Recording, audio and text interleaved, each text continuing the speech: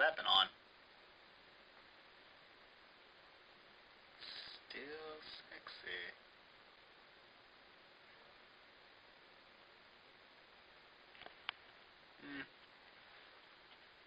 Can't really tell why. Well, whatever. I guess I'm just gonna...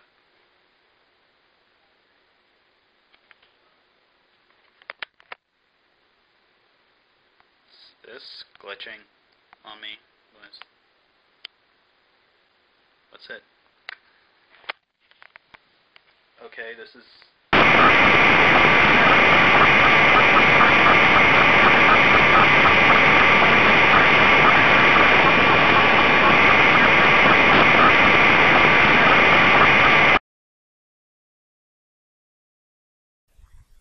In the shadows of the night, standing in the corner of your vision, is a man unlike any other.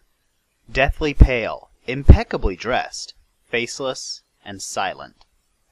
He watches from a distance, unmoving. But is that a trick of the light? Or is he getting closer? Out from the night, from the mist, steps the figure. No one really knows his name for sure. He stands at 6'6", head and shoulders. Pray he never comes knocking at your door. No, he's not the Repo Man. I'm hiding in the closet now.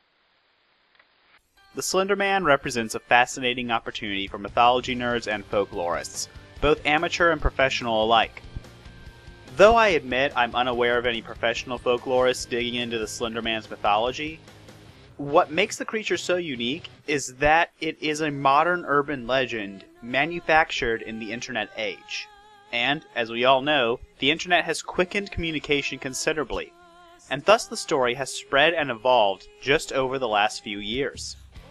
And with records showing where the changes to the story occurred, and even where the story began, the Slender Man represents a great opportunity to see how myths and legends develop over time. In the case of the Slender Man, the legend began in a forum, with 2 Photoshop pictures and some paragraph-long stories.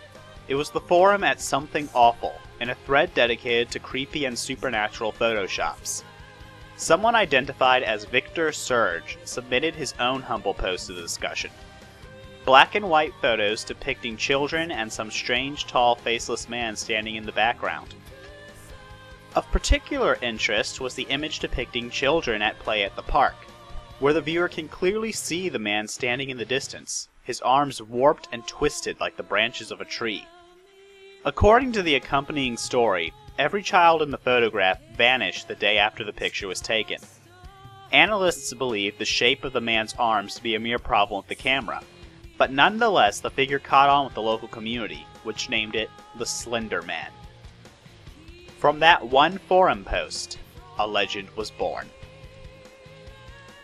Following Victor Surge's original posting, people began requesting more pictures and stories of the entity called the Slender Man, and soon people even began making their own. The stories began to spread, and soon 2 projects emerged. These projects began what is known today as the Slender Man mythos. I have no idea if I'm pronouncing that right. The less influential of the projects was Just Another Fool. Just Another Fool was a blog that told the tale of a man whose friend had gone off to war, had a breakdown, died, and left him a notebook full of strange sketches. The blog mostly chronicled our hero trying to puzzle out the images and writings in the book, and thus piece together what really happened to his friend's unit. Of course, it wasn't long before he vanished, and the blog was taken over by yet another friend. But of course, the strange being from the sketches may very well have been real, and it may now be stalking those who know of its existence. Just Another Fool started the blogging part of the Slender Man mythos, which also became the less grounded part of the mythology.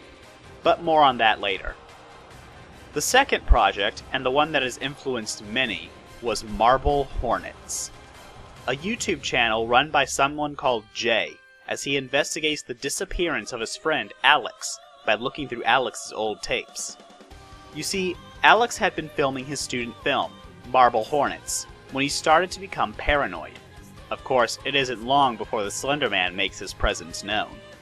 The image of Slender Man was finalized during this time. While he was always a tall man in a suit, possibly with tentacles, in the original tales, Slender Man was actually not faceless. He looked different to different people, and cameras failed to capture his face. Of course, due to the influences of the images and Marble Hornets, the Slender Man quickly became faceless for real. Marble Hornets also introduced many other elements to the mythos. The most immediately obvious is the glitchy cameras. Marble Hornets also introduced the operator symbol. In the Marble Hornets universe, the Slender Man is called the Operator, and a circle with an X through it tends to appear around him. Different works have adopted the operator symbol, and many have different interpretations for what it does, ranging from a symbol that repels the Slender Man to a symbol that attracts him. The third aspect of the Slender Man mythos that Marble Hornets introduced was the concept of the proxies. The series introduced a masked assailant that stalked and attacked Jay.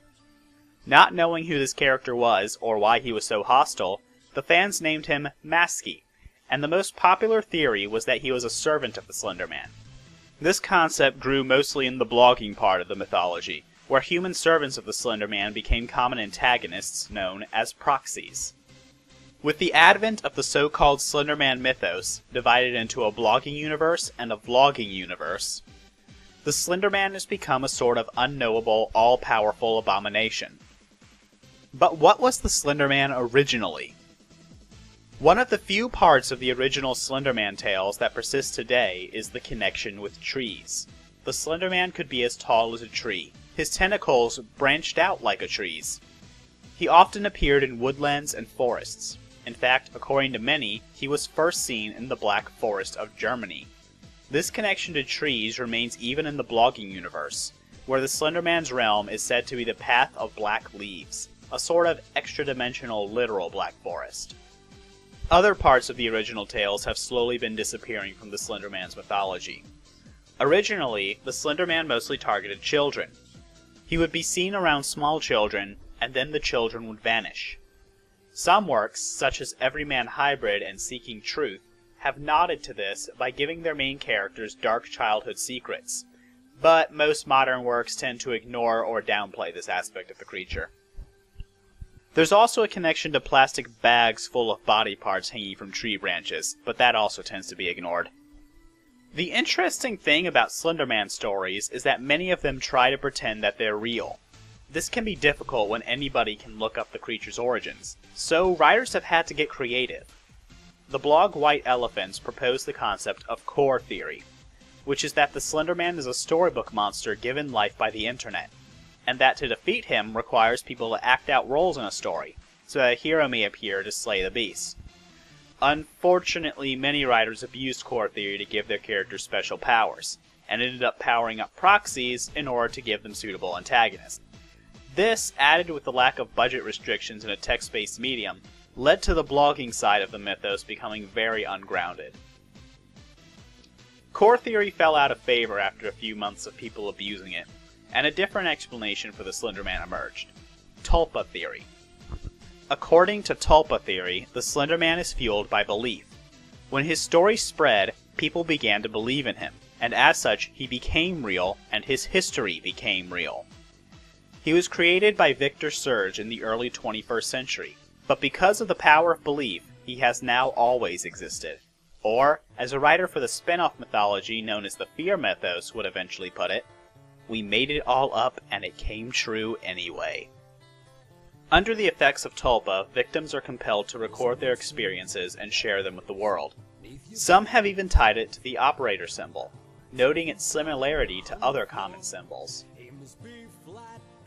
Recently, the Slender Man has enjoyed a surge of popularity thanks to the indie video game Slender, which borrows much from the Marble Hornets' interpretation of the character, and has achieved notoriety for being a very scary game. New versions of the game, such as Slender The Arrival, have also begun to see a release. So how did the Slender Man become so popular? What about this creature captures our imagination? Why does the Slender Man terrify us so?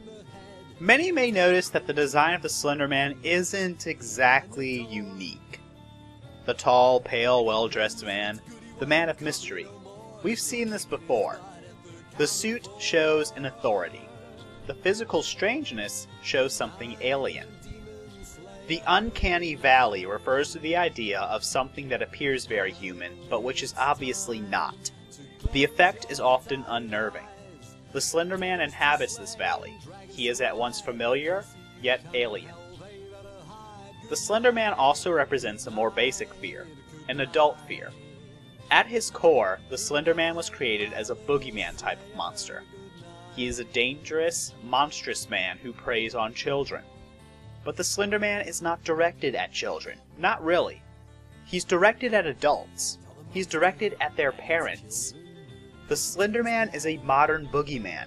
He is the boogeyman your parents warned you about, the one who's going to take you away. The Slender Man represents the parental fear of something happening to your child. He is a stalker, a deranged man following you around. Look at what I mentioned earlier about plastic bags. He is the fear that your child will turn up dead somewhere. The Slender Man so enthralls us because he is the stranger we were warned about. He is the fate that our parents feared for us, and the fate we fear, or will fear, for our own children. As the news reports on tales of kidnappings and missing children, we are forced to confront a twisted and dark world where not even innocent people are safe. Where anyone could mean your child harm. It is this world that the Slender Man represents. But at least he's well dressed. So just look, okay? It's just an urban legend. It's not real. He's not gonna be coming to get you. So just calm down, okay? See, like this, it's just a bit of fun, right? I was just having fun, you know, messing around, pretending like Slender Man was after me, but he's not. He's really not. You know, I'm just messing with you guys.